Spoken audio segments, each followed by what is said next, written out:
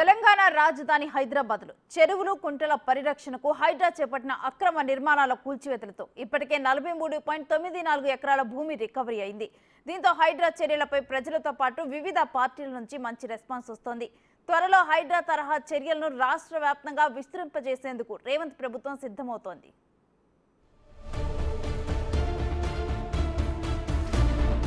హైదరాబాద్లో పెను సంచలనంగా మారిన హైడ్రా అక్రమ నిర్మాణాల కూల్చివేతతో భారీగా భూ రికవరీ.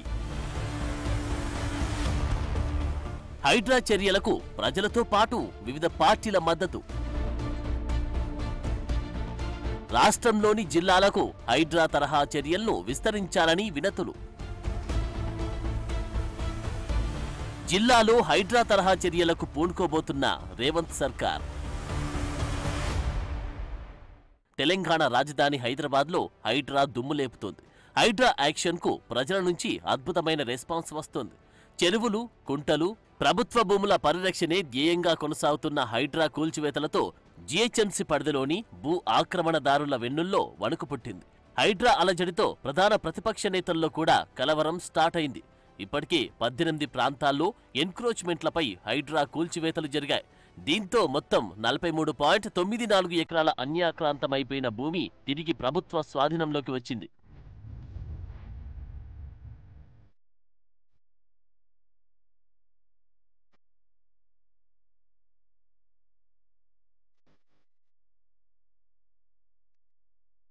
హైదరాబాద్లో గత 10 ఏళ్లుగా చెరువులు, కుంటల శిఖం భూములు ఇష్టానురీతిన భూ కబ్జాకు గురయ్యాయి.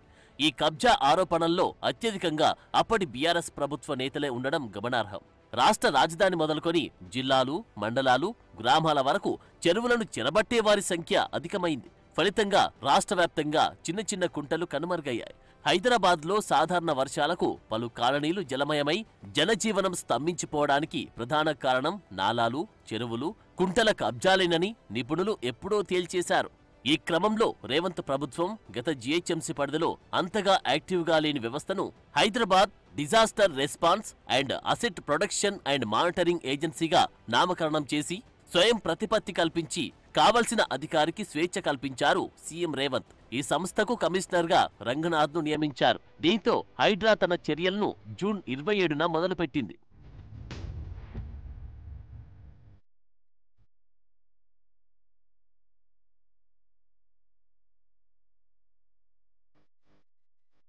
మొదట ఫిలింనగర్లోని లోటస్ పాండ్ నెంబర్ 30 వద్ద పార్క్ స్థలంలో ప్రహారీ గోడతో ఎన్క్రోచ్ జరిగిన స్థలంలో ప్రహారీ గోడను కూల్చేసి హైడ్రా వార్తల్లోకి ఎక్కింది. ఈ చర్యతో 0.16 ఎకరాల ప్రభుత్వ భూమిని రికవరీ చేసింది హైడ్రా. ఇక అంతటితో ఆగకుండా కూల్చివేతల పర్వం కొనసాగిస్తూ ముందుకు సాగింది. పార్కుల్లో ఎన్క్రోచ్మెంట్లను, ప్రధాన రహదారుల్లో ఫుట్పాత్ల ఎన్క్రోచ్మెంట్లను తొలగించింది.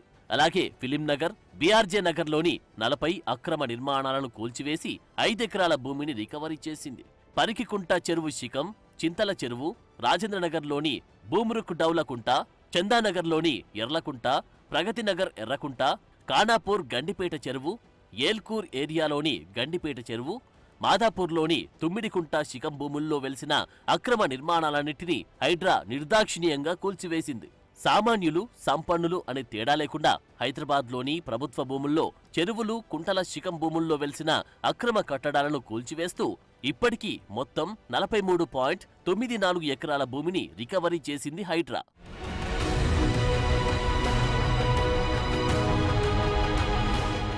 హైదరాబాద్లోని చెరువులు, కుంటల పరిరక్షణే లక్ష్యంగా ముందుకు దూసుకుపోతున్న హైడ్రా చర్యలు బీఆర్ఎస్ నేతలకు కంటిపై కునుకు లేకుండా చేస్తున్నాయనే ప్రచారం జరుగుతోంది. దీనికి తగినట్టే కేటీఆర్ జన్వాడ ఫామ్ హౌస్ పై వ్యాఖ్యలు చేయడం, ఆ ఫామ్ హౌస్ తనది కాదని తన స్నేహితునిదని తెలపడం గమనార్హం.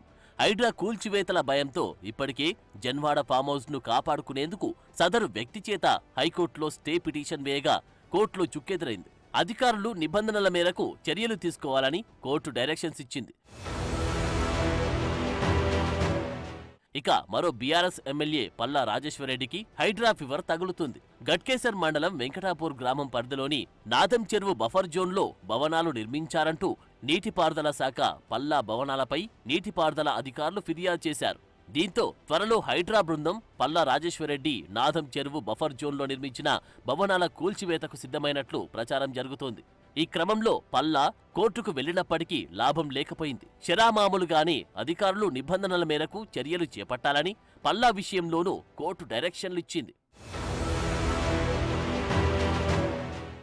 ఇక హైదరాబాద్లోని చెరువులు, కుంటలు, ప్రభుత్వ భూముల్లో వెలిసిన అక్రమ కట్టడాలను కూల్చివేస్తూ చెరువులను పరిరక్షిస్తున్న హైడ్రాకు హైదరాబాద్ ప్రజలు ఫుల్ సపోర్టుగా నిలిచారు. గండిపేట వెల్ఫేర్ అసోసియేషన్ ఆధ్వర్యంలో హైడ్రాకు సపోర్టుగా వాకథాన్ నిర్వహించారు. ఈ కార్యక్రమంలో వాకర్స్, సపోర్టర్స్ పెద్ద ఎత్తున పాల్గొని పిల్లల భవిష్యత్ కోసం అంటూ నడక సాగించారు.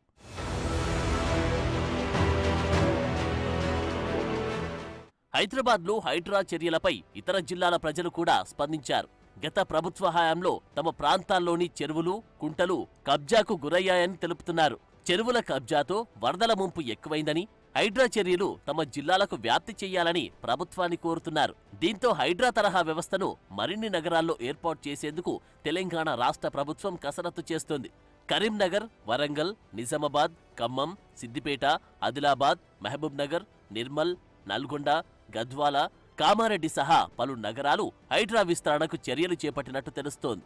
రాష్ట్ర వ్యాప్తంగా పలు పట్టణాల్లో చెరువులు, శిఖం భూములు, బఫర్ జోన్లలో అడ్డగోలుగా నిర్మాణాలు జరిగినట్లు ఫిర్యాదులున్నాయి.